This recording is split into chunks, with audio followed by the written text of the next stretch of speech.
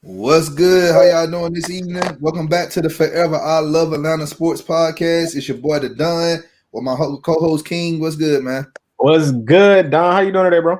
Hey, man, I'm great, man. I can't complain, man. Let's get into the show. We got up, young and coming Atlanta sports content creator, Blake Newsom, man, the Atlanta kid. Hey, man, if y'all ain't checked out his platform, go check him out, man. This kid is very, very good, very knowledgeable about every team in the city. What's good, Blake? How you doing? Hey, I appreciate you guys taking some time to invite me on your show today. Nice to meet y'all, and let's talk. Hey, man, appreciate you, man. Look, keep growing, man. Stay focused. Hey, you got nothing but love from us over here, man. Yeah, the grind don't stop, bro. Keep the grind and keep doing everything you need to do, bro. Exactly. All right. If you're new to the channel, y'all already know what to do. Hit that subscribe button, hit that like button, share this content out with Atlanta Sports Fanatics, and hit us up in the comment section. As always, come holler at your hometown sports podcast. All right. Before we get into anything, let's go ahead and pay these bills real quick. All right. Support for Forever I Love Atlanta Sports Podcast is brought to you by Manscaped, who is the best in men's below the waist grooming. Manscaped offers precision engineered tools for your family jewels. They obsess over technology development to provide you the best tools for your grooming experience. Manscaped is trusted by over 2 million men worldwide. Join the movement for all your below the waist grooming needs. As y'all know, me and Don, we rock with Manscaped hard, especially the Lawnmower 3.0. I used mine yesterday. Got me right. Also used my ball deodorant and got me right there too. What about you, Don? Oh, he repping the shirt today. I got the shirt on. Hey, I did my manscaping yesterday, so I'm good. And I haven't cut myself or anything like that. I'm feeling good down there. You know, my nose, I got the nose trimmer. Hey, I can breathe. That's been working good for you, bro? The nose trimmer? Oh man, it works wonders, man. I'm telling you, it gets up in there and cut all that stuff out. All that stuff out. I ordered mine. Mine should be here soon. That's why Manscaped has redesigned this electric trimmer. The Manscaped engineer team spent 18 months, longer than some of y'all spent in school, perfecting the greatest ball hair trimmer ever, created the Lawnmower 3.0. Their third generation trimmer features a cutting-edge ceramic blade to reduce grooming accidents, thanks to the advanced skin-safe technology pioneered by Manscaped. Like I tell you all the time, read the directions, use it correctly. Don't try to sue nobody because you cut yourself, because it's gonna hurt. It's gonna be painful if you cut yourself. Want to know why? Because it got 7,000 RPM with the motor with a quiet stroke. So it's gonna hurt if you nick yourself. When I tell you it's premium, I mean premium. The battery lasts up to 90 minutes. Battery lasts long because we want you to take your time. Take your time. And it's waterproof, so you can use it in the shower. And if you can't see, your lights go out in your house and you still want to manscape, it comes with a LED light. You can see. So it got everything you need and a charging port, people. So Manscaped got everything you need for the electric trimmer. Trim that junk of yours, get it nice and clean. They got other products if you need it. Get 20% off, free shipping with the code FILASP 2021. All right. Now, here's the thing. I'm going to go back on the nose trimmer real quick. Guys, it is very, very important to trim the hair in your nose. If you don't, guess what? All those nasty boogers and particles and stuff, that can get you sick. You have to trim your nose. All right. The best thing to use is use the nose trimmer from Manscaped. Purchase that. It's not that much. Use that code FILASP 2021. Again, the code to get 20% off and you get plus free shipping. FILASP 2021. Use that code. All right. Let's get into the business for the night. Before we do, let's say hello to everybody that's in the chat. All right. Bennett, what's good? Pizza Man's here, the Atlanta boy. We got the Atlanta kid. He's on the show right now with us. All right. Those are my friends. Ignore them. Hey, that's good, man. I'm glad y'all can join. Hey, exactly. We gonna try to get y'all in bed on time for school. We ain't gonna keep y'all up that long. All right. Okay, let's get into the news. So, The Atlanta Dream has secured the 3rd overall pick for the 2021 WNBA draft. So that draft, I believe, will take place sometime this summer. And the past few years, the Dream has been having top 5 picks. So hopefully we can build a squad and try to win. So trying to do their Philly thing, that Philadelphia 76er thing. hey man, that's what you got to do, Trust man. the process. Yep, you got to do the process. Exactly. They ruined it though with all those trades. But hopefully they'll get better, man. All right, Georgia Tech. Let's talk about college football a little bit. Georgia Tech. They hired Ian McFarland as the new brand manager for Tech. They also hired Sean Boyle, Thomas Gordon, and Gary Wilkins as the new strength and conditioning coaches. So hopefully these guys can get these guys right on the flats, ready for the 2021 football season. All right. College basketball. Georgia Southern this week. They played Coastal Carolina. Well, they didn't play Coastal Carolina. That game was canceled. And then today they played Coastal Carolina, and they lost that game 65-55. On Tuesday, the Bulldogs, they played Mizzou, and they won that game 80-70. And then they played yesterday, they played Florida, and they lost to Florida 70-63. Georgia State, men's Panthers team, they played this Tuesday against Troy, and they beat Troy 80-66. And then on Saturday they beat Troy again 65-53. Georgia Tech men's Yellow Jackets game was postponed on Wednesday. However, they played today against Miami, or yesterday against Miami, and they won that game 87-60.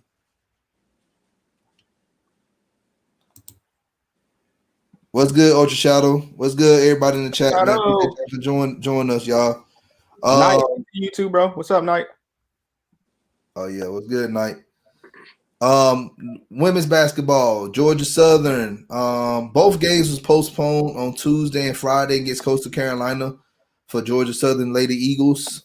Saturday, yesterday, they played against North Carolina Central, and they beat them 84-60. UGA Lady Bulldogs, their game on Thursday against Vanderbilt was canceled, and they played today against Tennessee. Let me look at that while you All right, we'll get back to that in a minute. And the Lady Panthers, they played Tuesday against Troy, and they lost that game 91-70. They played Friday against Troy again, and they lost that game 79-60. And then yesterday they played Troy again, and they lost that game 84-78. The Lady Yellow Jackets, they played this Tuesday against Miami. They beat Miami 67-56. Thursday they played Florida State. They beat them 62-48. And then today, the Lady Yellow Jackets, they lost against Boston College 49-43. Yeah, they beat Tennessee, the ladies, UGA 67-66 on a close one. Woo! That was today. So and Tennessee's ranked 21st in the country. Yeah. So the Lady Bulldogs have been playing well this season. They really have. I haven't watched any of the games, but based on what we've been talking about and the notes we do, they've been winning a lot. So that's always important. All right. Everybody in the chat that came for the Atlanta kid, the Atlanta boy, hey, make sure y'all give us a subscribe. Like we do good work over here as well. All right. Baseball, the Braves, and we're gonna talk a little bit more about the Braves here in a minute too. They signed Jack Lamb. Charlie Morton is back with the Braves. The team moves Travis DeMarte to AAA, the Gwinnett Stripers, and then pitchers and catchers, they reported this past Thursday. The rest of the team they came in earlier today, but spring training will start tomorrow. All right, Atlanta United, the new kits will be unveiled this week on Friday. Atlanta United, they also loaned defender Fernando Mazza to Argentina's Defensa Justica. I'm not good with Portuguese or Spanish, so bear with me. Also, Atlanta United is targeting Vale Sarsfield center back Lautaro Gigante. He is a Gabriel Hines player. So Hines is trying to bring some of his players from Sarsfield from down there. So this would be good. Atlanta United also completed a loan for Ronaldo Hernandez. Falcons. This week we released safety Ricardo Allen, defensive end Allen Bailey, and we waived quarterback Kurt Benkirk. They saved $10.75 million in cap space. These players can be resigned, but they can be resigned to a lower deal. So I don't know if we bring back Kurt Benkirk. We'll see. We'll see. Next. You know, yeah. I think Todd's on a 1-year deal, I believe. Yeah, he's on a 1-year deal, but they want him, but he's trying to politic and get another contract. So my thing, I like Gurley, but at the same time, man, get young girl back and get you somebody, you know. Najee. Somebody that got better knees, right? Yeah. Can't be a running back with bad knees. Hey, Najee or even Javonte Williams. You seen Javonte Williams from North Carolina? I didn't get to see much of North Carolina games this year because they're on an ACC network, and my cable doesn't get that, unfortunately. So I know the name. I haven't seen much of his film. Yeah, go watch his film, man. This man, he did it. He what Najee did with Alabama, he did pretty much the same, but he did it without a line. Oh. Yeah, Alabama's line's pretty damn good. So you know who else did good things out of North Carolina? Sam Howell. Man, come on, man. You keep talking about Sam Howell. We're gonna draft him next year. I got high hopes. We're gonna draft him next year. That's gonna be our quarterback. I'm telling y'all, Sam Howell, get on the train. Well, hey, anything besides, but we'll talk about more Falcons talk later on. Go ahead. Let's talk about what happened with the Hawks, man. All right. So as y'all know, the Hawks are sucking right now, real bad. They're 1-3 in last 4 games. 11th in the East with a 12-17 record. And if you know me and been following me on Kings Realm, I said if they went below 10, it was time to fire LP. And guess what time it is? Fire Lloyd Pierce. Fire Lloyd Pierce. I'm on the train. I'm tooting the horn, and I'm on it. So ain't nothing that can get me off because this is ridiculous. As y'all know, this roster was built to compete, and they not competing. If just like the Falcons, you can't escape bad coaching, as Don like to say. And this is bad coaching. They lost to the Knicks 123 to 112. That's when what's his name? Y'all know who I'm talking about. I can't think of his name right now. You said what? Nate McMillan? No, not Nate McMillan. The player. Julius Randle went off and he had 40 that day. So had John Collins looking like he don't know how to play basketball, but we know his defense is suspect anyway. They went and they beat the Celtics. So that's good that they beat the Celtics. That was Nate McMillan's first game. So everybody was like, oh, well, it's Nate McMillan. He's really good. Nate McMillan came back the next game and got thrashed by the Celtics. That first game they played the Celtics, everybody wasn't really playing. Kemba didn't play. And as you see, Kemba went off when he did play. So this was not a good week of basketball for the Hawks. They're currently playing Jamal Murray and the Denver Nuggets, who have been who has been balling lately. Jamal Murray dropped 50 yesterday. No free throws, y'all. No free throws for everybody that be talking about Trae Young and the free throws. I'm one of those people.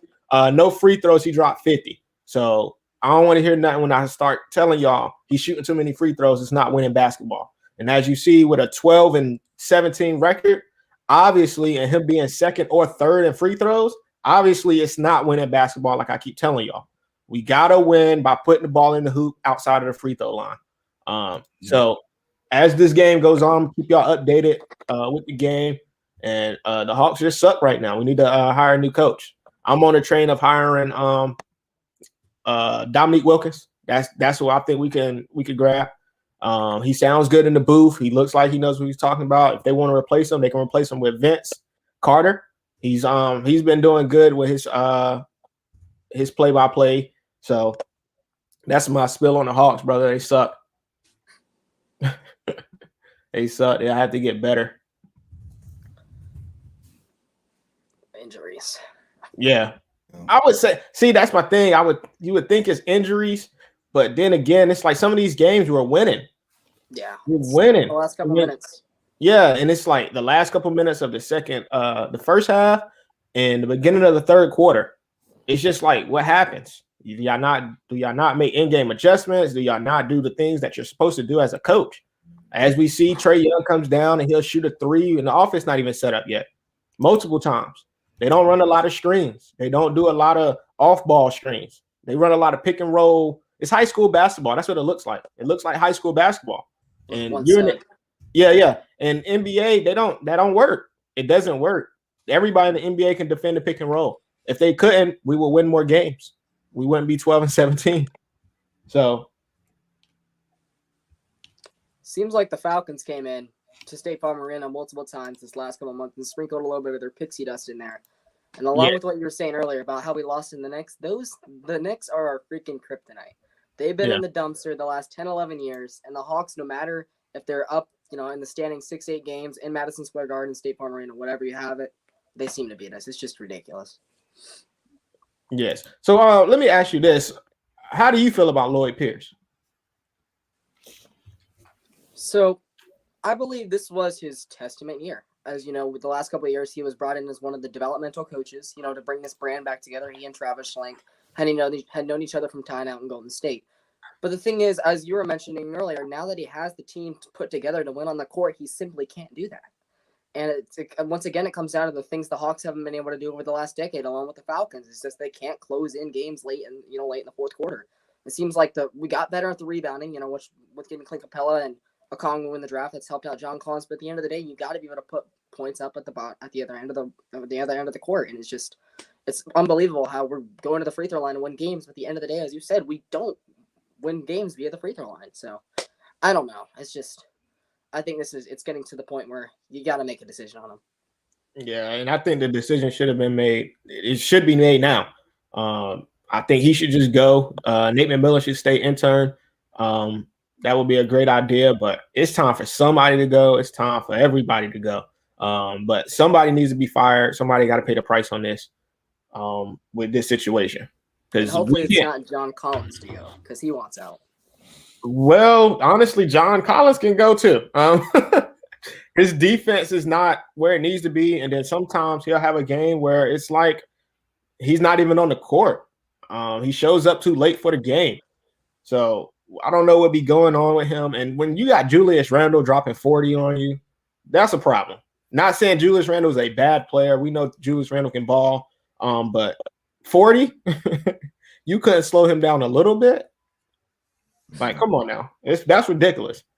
So, what you know about the Thrashers? He used to run an Atlanta sports page that was dedicated to Thrashers, and he also had season tickets when he was very little. So hockey's his main niche. But so, how old is he? He's my age. He's actually a couple months older than me. He's about 8. I think he's gonna turn 18 this summer. So he was like 9 years old when he was talking about the Hawks. I don't know his whole background story, but I do know that he ran multiple Thrashers support pages on social media a couple of years ago, and he's still a diehard Predators fan. He watched the Predators over the Hawks. So look, Atlanta boy, look, I need your information so we can talk because I love hockey.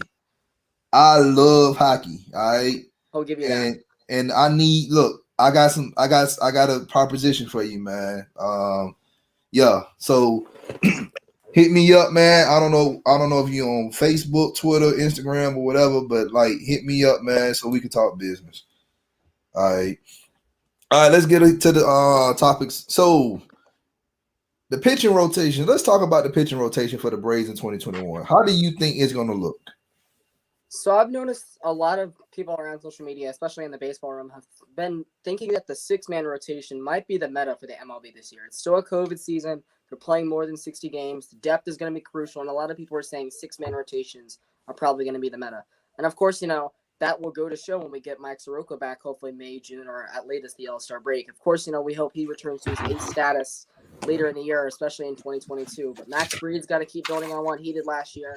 We got the big man, Ian Anderson, one of the best rookies in the class last year. Charlie Morton, as you guys noted earlier, was great in the playoffs, former Brave from a long time ago. He's definitely going to be a nice veteran stud in the rotation, and hopefully isn't the same pattern as what happened to Cole Hamels last year. And then it comes down to whether Drew Smyly and Kyle Wright make the rotation or not.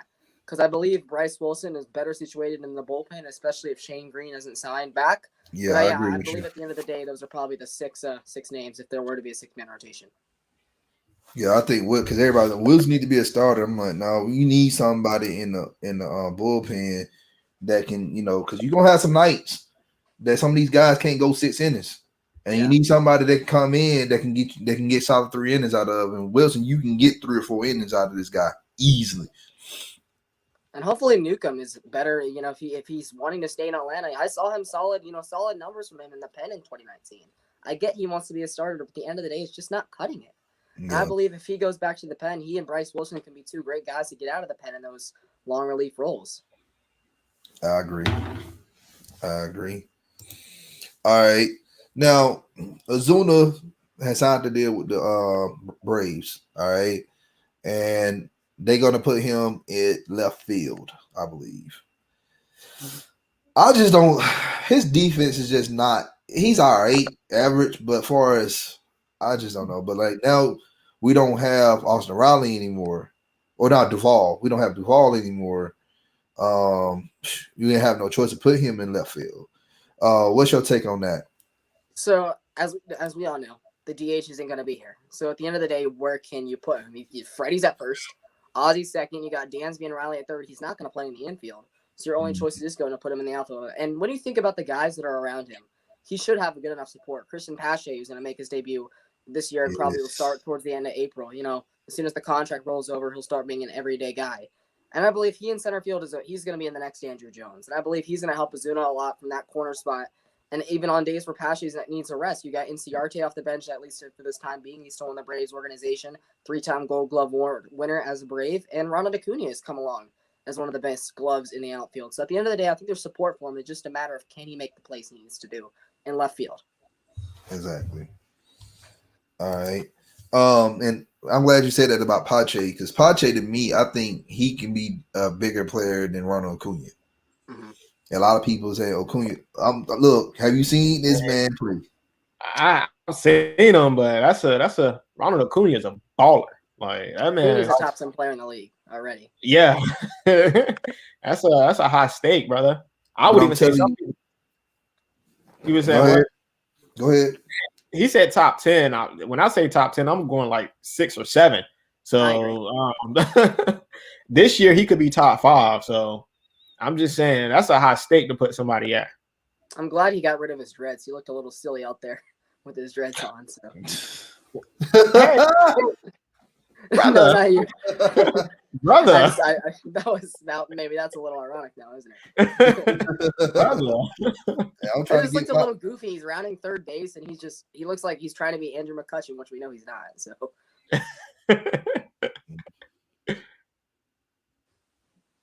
Hawks are currently losing, y'all 12-9. It's early, but they're currently losing. Man, we just keep taking L's. Yeah, blanket wrestling. I don't think we're gonna get another hockey team here, man. We tried it 2 times, and the league is not gonna give us a third franchise, man. What somebody should have did was Blank should have just came in 2011 and just bought the Thrashers up from up under the Atlanta Spirit. Yeah, it's poor running. Yeah, the Atlanta Spirit group is commenting all the time. Exactly, and we should have never had them playing downtown. They should have been playing like in Gwinnett County or something like that. Because everybody loves the Gladiators out there. I've been to a couple of those events out there, and they're a local team. The whole community gets behind them and the Swarm. So I'm telling you, man, I love the Gladiators. And then Savannah, they supposed to be getting the hockey team too. Mm-hmm. So that's gonna be like a little in-state rivalry right there. But it's it is what it is, man. Like I'm sad. I know you're a Nashville Predators fan. I'm not a Nashville Predators fan. I like my Canucks and I like my Islanders. Okay. So Knight said, I have a question. Who's your favorite Atlanta Braves player of all time? For me, as somebody who didn't grow up with a lot of the 90s legends, I'd have to say Chipper. He's one of the last people that came into my generation that played, with the Atlanta dynasties from the 90s. So I guess out of this point in time, it'd be Chipper. Of course, it's subject to change. I'm a motor mouth. Mm-hmm. All right. He said his is Andrew Jones. And I've met him. He's a very cool guy. Yeah, he is. Yeah, I like I like Hank Aaron. I ain't never seen him play though. That's the thing. So And he's one of my top 5 players of all time. You know, we talking about all sports. So. I'm a Ronald Acuna guy. Ronnie. He's my favorite Brave.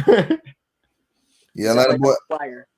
Exactly. Atlanta boy, y'all agree over there by Truist would probably be a good idea. They did talk about building an arena over there just cause or whatever. They may lure a team out there or something like that.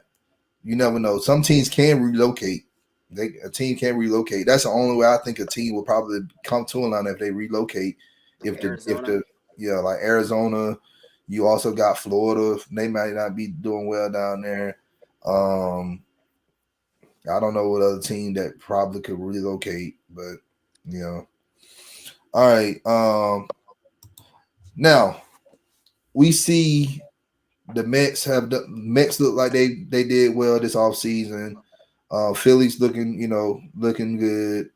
The Marlins, they've been quietly, getting acquisitions in free agency.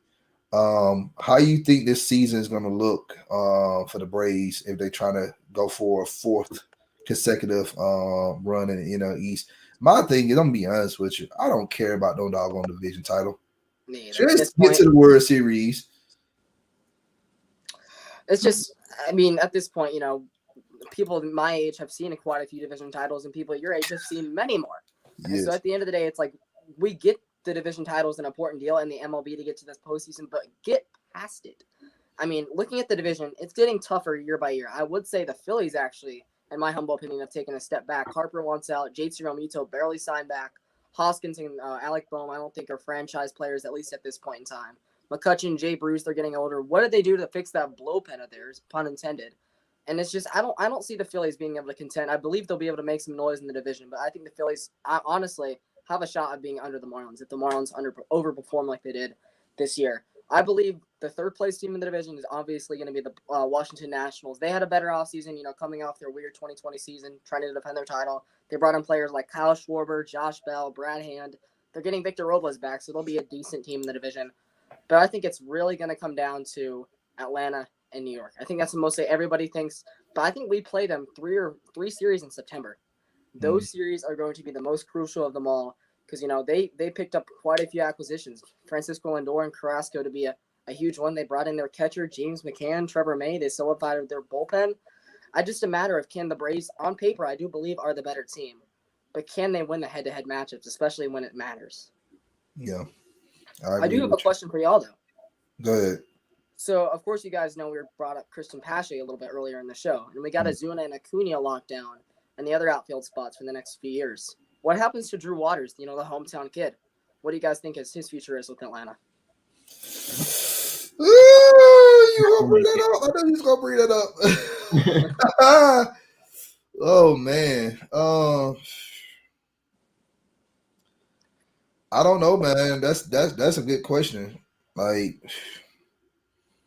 Waters, I don't think he's gonna be he's not gonna be ready this year, but I think 2022 we may bring him in mid season and see what he got. But we got Azuna on a 4-year deal, I believe. I believe so. All right, we can probably have an out for him after that 2022 season and not get hurt or whatever. Or we could probably trade him. And then you just put Waters right there left field. But at the end of the day, do you really want to wait 3 or 4 years with Drew Waters about to hit his prime potential and keep him in the minors? Would you rather bring him up, see his potential, and get a trade package for him? Because the Braves need that one last guy, whether it's in the bullpen or in the third base spot. If they brought in Jose Ramirez or somebody along those lines, I think somebody like Drew Waters, Inciarte, Luke Jackson, that would probably be able to put together a good package to get somebody like that. So I think you got to wait to see what his trade bait is, but not wait too long to the point where he's past his chance. All right, I agree with you. I had a question for you, and I just totally forgot about it. Oh yeah, it's about the division. The Braves right now, we're looking like the Saints of baseball. We winning all these division titles. Yeah. Oh my, bro. We can't get to the World Series. Oh, I don't know if the bro, I'm telling you though, like I'm telling you, man, we looking like the Saints. We looking at the Saints of baseball, man, and like I'm looking like, man, we don't want all these division titles, and we can't even get to the World Series. I'm like, You don't give man, him that respect. You forgot to take off the S, but oh, they ain't. Every year since last year. hey, Slater. You know, Sleeter. Yeah, I've been in a couple of his chats before. Okay, hey, we all connected, man. We all support each other around here, man. No hate at all. No hate at all. I did see there was one channel that you guys are not sub to. That's a big Atlanta sports guy, Caden Alvis. If you guys want to check out his content for your guys' Who? Caden Alvis. He's a big Atlanta sports guy as well. Caden Alvis. He's 1.13K. He's about the same size as me. All right, look, I like supporting everybody, man. So I'll check him out. Knight said don't always have to hit the home run. Yeah, that's the thing. I think that's what messed us up in the NLCS last year, man. We were trying to go yard, and we just didn't put the ball in play. Just put the ball in play. We panicked. We saw what the Dodgers were doing, and we're like, I want to do that. But at the end of the day, Yeah. I mean, at this point in time in baseball, it's strikeouts, home runs, and walks. You don't see a lot of the the cycles or a lot of the hustle doubles or even the long 8-pitch at bats. It's just home run, strikeout, or walk. That's it. But with teams like the Dodgers, everybody can't beat the Dodgers with big bats. Sometimes you got to play different. Sometimes you got to get on base. Especially if we don't have endless money. Exactly. You got to put the end of the day, fundamental baseball, when you get back, it ain't all about home runs. That people want to see that now because it's entertaining. Everybody can hit a home run. Anybody can hit home like 20, 30 home run. Back then, you didn't see that. You had like just special people like McGuire, Sosa. Yeah, they was juiced up. Buns, yeah, they were juiced up, but at the same time, like everybody want to do it. Now everybody can hit. But you always just put the ball in play. Get a single, get a double. Can you bring a runner home? Like that's what we need to do. And I'm glad get him in. Yes, and I'm glad Chipper Jones is with the team as a hitting consultant. Like he's gonna pretty much tell these guys to put the ball in play. Chipper Jones, he hit home runs, but this man knew when he came in back, he gonna put the ball in play. He's gonna get a single or a double. He gonna bring some runners home. All right. Now let's segue into baseball, football. What's your thoughts about the Falcons this offseason? I think it was long overdue to get rid of Thomas Dimitroff. Yes. Dan Quinn, it was gotten to the point where, we gave him his last couple of legs over and over, and he couldn't take use of it. I wasn't a huge fan of the Arthur Smith hiring at first. When I looked at it at first glance, when we were in talks with Joe Brady, the Kansas City OC, Belamini. You talking about Eric Bieniemy? You wanted him? I was hoping for Joe Brady, personally. I'll explain that in a second. But when people realize, the point of, Arthur Smith had been through 3 coaching changes alone with the Titans. You've seen how many times coaches 4, yeah. And to the point where every time a new coach comes there, more times or not, they're going to clear house. And people can say all they want about he was carried by Derrick Henry. At the end of the day, he revived Ryan Tannehill's career. He was one of the main guys that wanted to draft AJ Brown, the Julio Jones fanboy, to the point.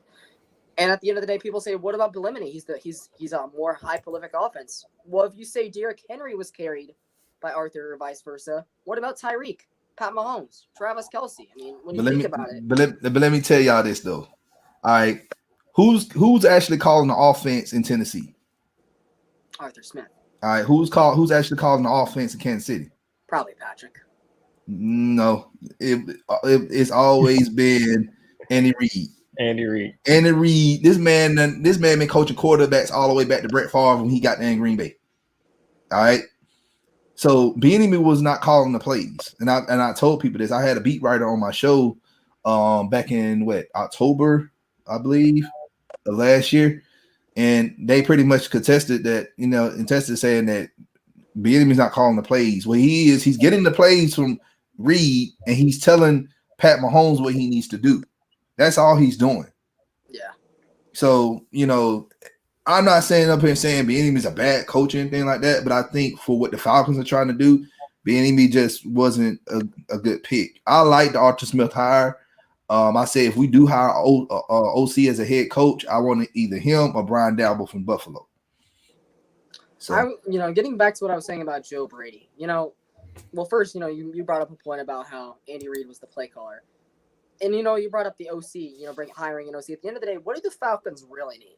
Defense. Defense, thank you. But Dan Quinn was supposed to be the defensive mind guy, was a DC at many universities, high prolific blue bloods, and, of course, was the part of the Legion of Boom. But you see every year, he would say, I'm taking over the defense. We're going to be right back on top. And, yeah, I know there was injuries to Keanu O'Neal, players like, Takk McKinley getting cut. At the end of the day, it's not excusable. And when the offense fell off the cliff, what are you supposed to do? It's fun watching 38 to 35 losses if it's fun to watch a loss. But then when you're getting blown out on a weekly basis and nothing's changing, there's clearly something wrong. Let me tell you something.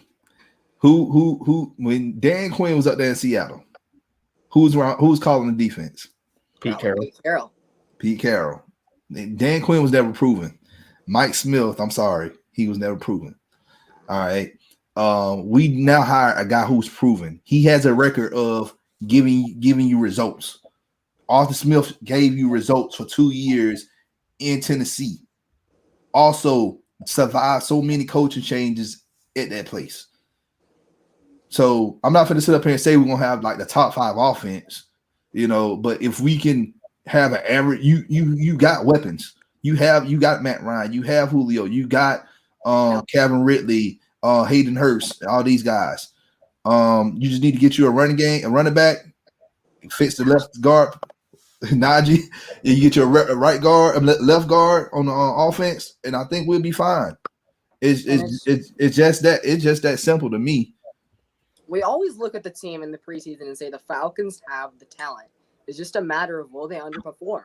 It's the coaching. Just hope for the best. It's been the coaching for the past few years. It's the coaching.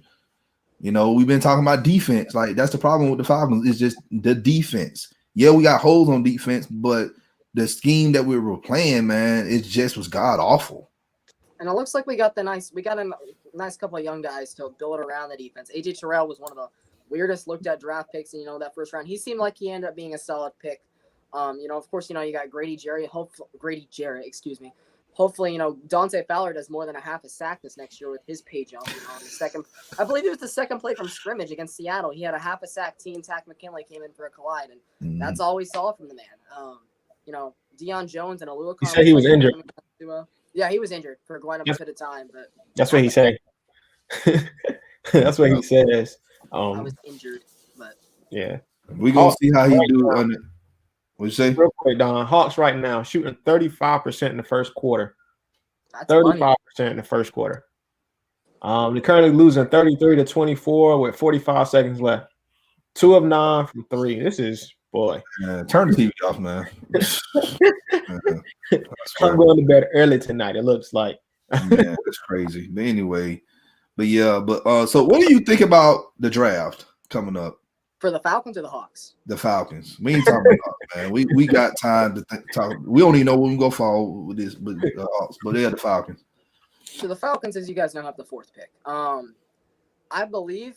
If it's a time to draft a quarterback in most people's eyes is this year, I do believe you start Matt Ryan this year.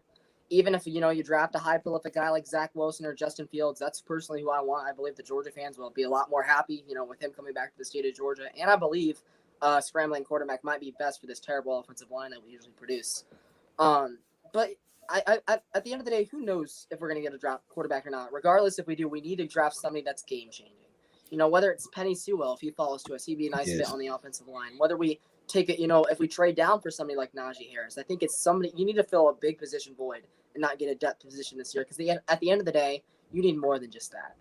Well, we got a lot of holes on this team, so I like the trade back value. You get more picks, but scrambling quarterbacks, people think scrambling quarterbacks can escape pressure. That's not true.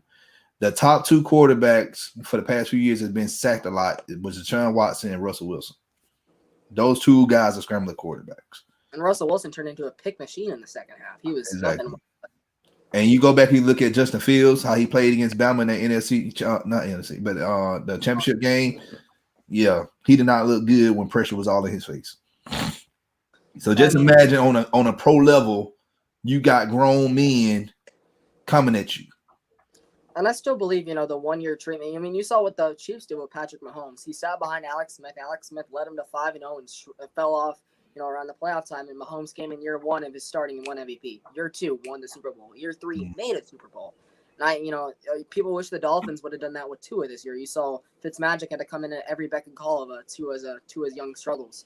So, I mean, it just depends on what the Falcons really think they need. I do believe they need to find somebody that's game-changing and that's a huge hole filler instead of, let's just draft this quarterback from South Carolina State. And, that'd be unbelievable. Yeah, that's what Thomas Dimitroff loved to do. Yeah, I just feel like, man, we need to get defense. We need to get some defensive guys, or we need to get Sewell to me. Sewell to me is a better player. And I'm not saying well, I ain't gonna say player, but he is a better pick than Justin Fields for the Falcons. I mean, the Bengals fans will be on us if we take Penny Sewell from them, because we know Joe Burrow would love to have him up in Cincinnati. Exactly. If we can get Sewell, I feel like that'd be a better pick for the Falcons long term. Now, a question I have is, have the Dolphins have the Texans pick above us. What do you guys think they do with that pick? Do you guys think they trade it for a value, or do you think they draft somebody like Devontae Smith, get their wide receiver, and reunite him with Tua? They may end up getting Smith. I think that'd be a smart move for them. They may end up getting Sewell. You never know. But they got 2 picks, so they can always draft a guard or a lineman or whatever, and then get your receiver first. So I think we know who's going number 1, and if Urban Meyer decides to go that route. But it's just a matter of if the Jets want to make a stupid pick or not, and if the Dolphins trade back, we're right there. So yeah. I think they move back. I don't think they draft anybody with their pick. I think they're gonna move back with that pick. Yeah, that's my thought. Oh snap! Hawks down 3. Don't get your hopes up. You'll be back to 10 in about 8 minutes. That is true. That is true. Y'all ain't right. Hey, we just talking facts, brother. I know, man. All right, so let's talk about soccer a little bit. I'm just, we talked about the Braves for a good bit. I just want to cover every team. Atlanta United. We know we got a new coach. We getting a lot of talent for the pitch. How you think this club is going to look this season coming up? I personally can't get over the fact how they were set up for greatness for such a long period of time as one of the youngest clubs in the MLS. Of course, we're not a European club, but what they did on the MLS level was astounding. Just to sell the team. I'm still flabbergasted at why they sold. I mean, of course, Joseph Martinez is still here and he was hurt, but I'm sure at this point he's like, why am I here? They sold all my mates. And it just doesn't make sense to me. I personally didn't get to see a lot of their games this year. I saw a couple of their Orlando, the pre-COVID and when they came back in Orlando. But at the end of the day, I don't recognize half of the guys out there. You got Barco, you got Lorenowitz, you got Joseph Martinez, and Guzan's not getting any younger. But what happened to all the guys they decided to ship off?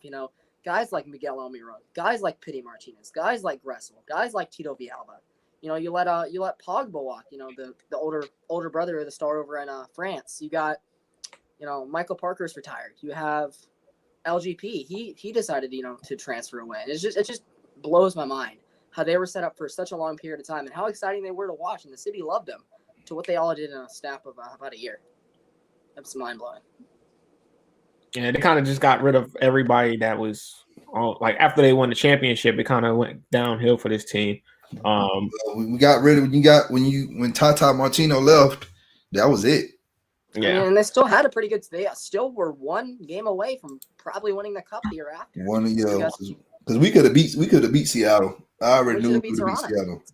Yeah, we should have beat Toronto, but the referees in that game too was trash. I ain't gonna lie.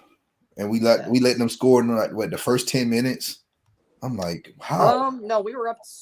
I want to say 1-0, and then that really what happened is Brad Guzan got distracted and 43 yards away. That was it. That's all we saw that year. Yeah. All right.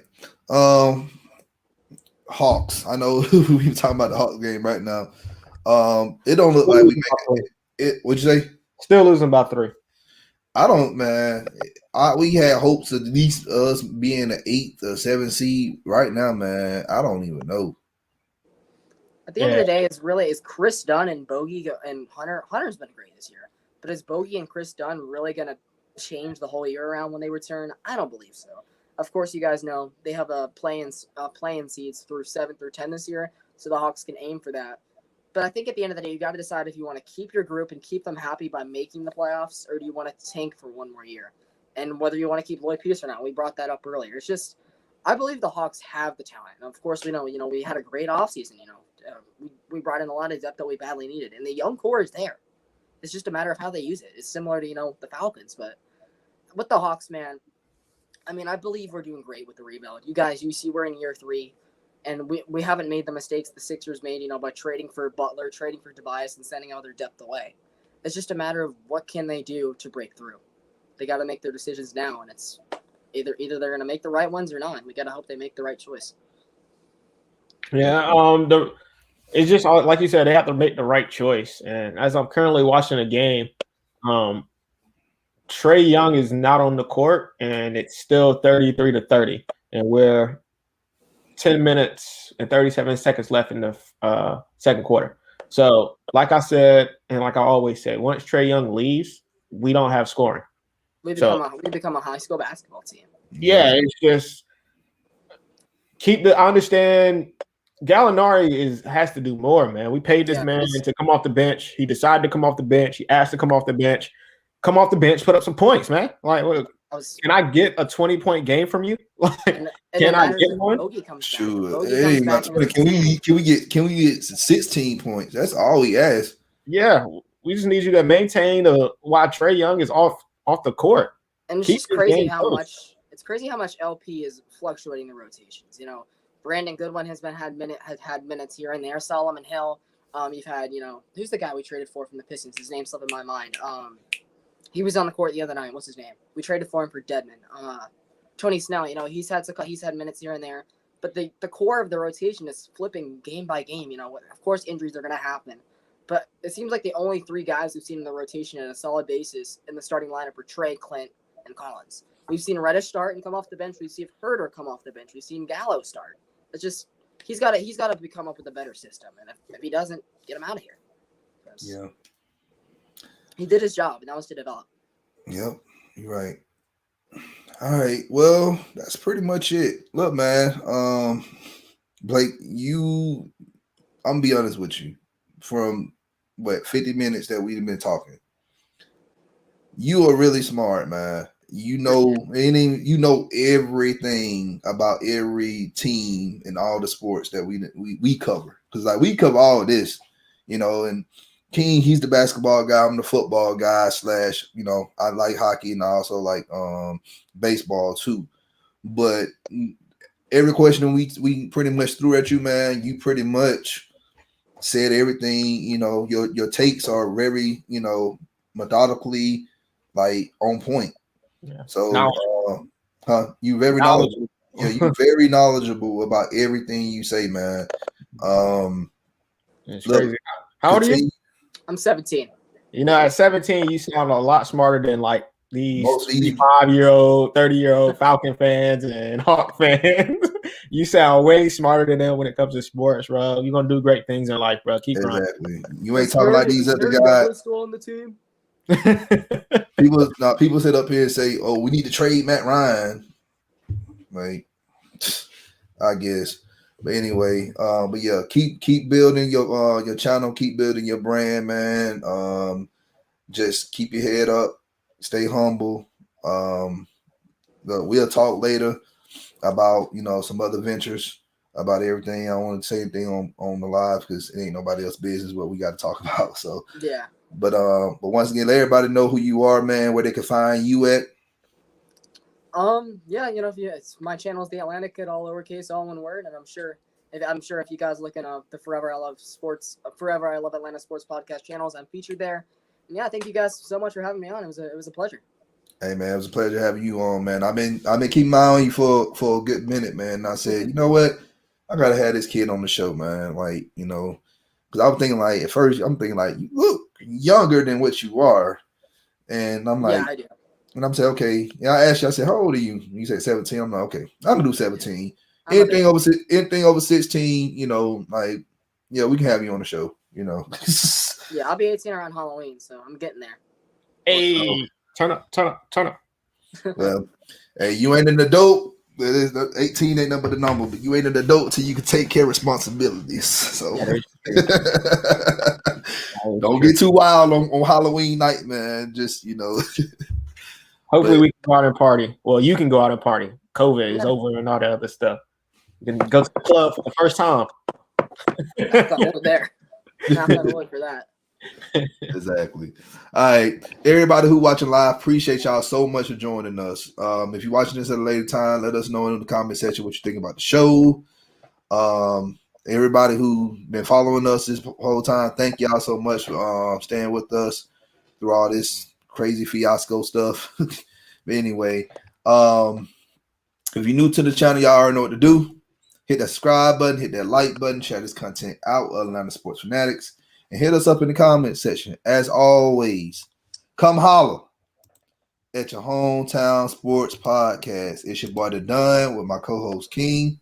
Always remember to love yourself, people. Love yourself. Yes, love yourself. That's correct. All right, y'all. We about to be out. Thank you, Atlanta boy. Appreciate the love, man. Make sure y'all share this out to everybody else so we can get some more subs and everything. So appreciate it. We out. Y'all have a great evening. Peace.